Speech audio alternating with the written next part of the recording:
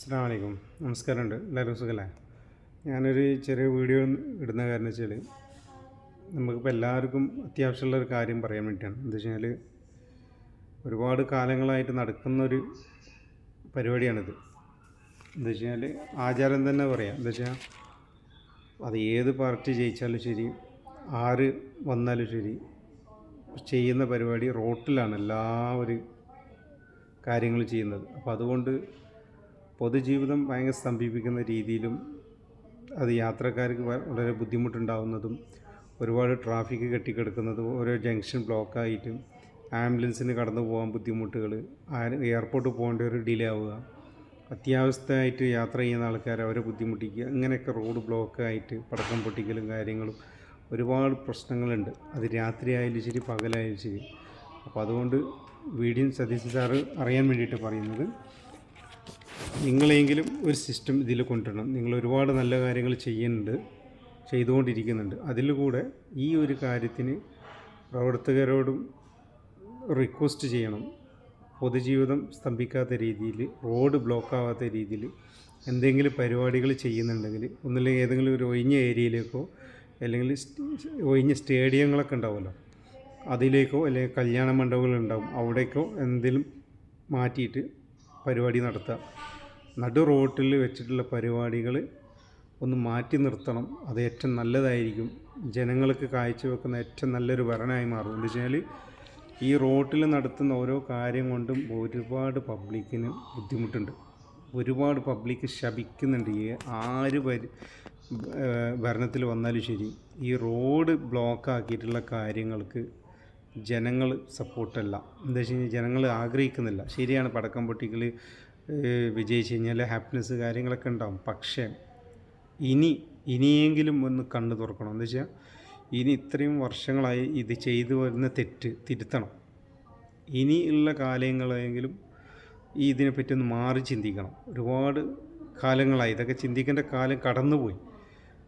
എന്തൊരു രാഷ്ട്രീയ പരിപാടി ഉണ്ടെങ്കിലും അല്ലെങ്കിൽ എന്തൊരു പള്ളി പരിപാടി ആയാലും അമ്പലത്തിലെ പരിപാടി, ഏത് പരിപാടി ഉണ്ടെങ്കിലും ശരി, അത് ഒഴിഞ്ഞ ഗ്രൗണ്ടിലേക്ക് അത് അലൗൺസ് ചെയ്തിട്ട് മാറ്റിയിട്ട് ആ ഏരിയയിലേക്ക് മാറ്റുക.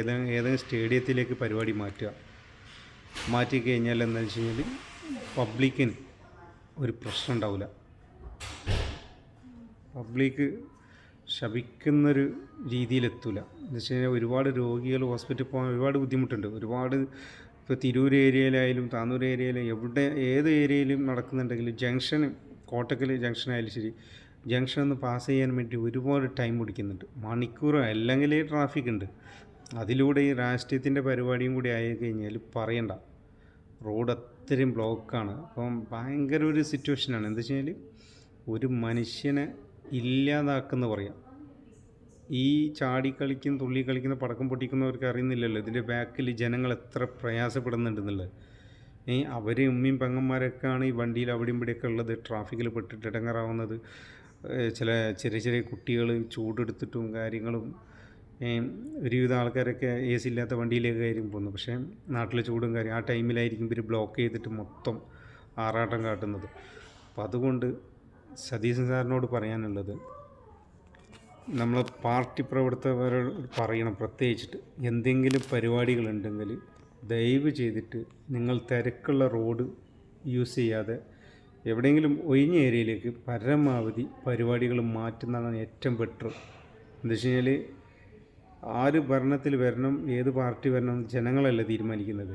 അപ്പോൾ ആ ജനങ്ങൾ നല്ല രീതിയിൽ നല്ല കാഴ്ചപ്പാട് വെച്ചിട്ടാണ് സതീശൻ സാറിനെ ഈ ഒരു പദവിയിലേക്ക് വെച്ചിരിക്കുന്നത്. അപ്പോൾ അതുകൊണ്ട് നിങ്ങളത് ഈ ഒരു റിക്വസ്റ്റും കൂടി എടുക്കണം. എന്ന് വെച്ച് കഴിഞ്ഞാൽ ഇപ്പോൾ എൻ്റെ നാട്ടിലായാലും ഒരുപാട് കുറവുകളും കാര്യങ്ങളൊക്കെ ഉണ്ട്. അത് ഞാൻ വേറൊരു വീഡിയോയിലൂടെ പറഞ്ഞിരുന്നു.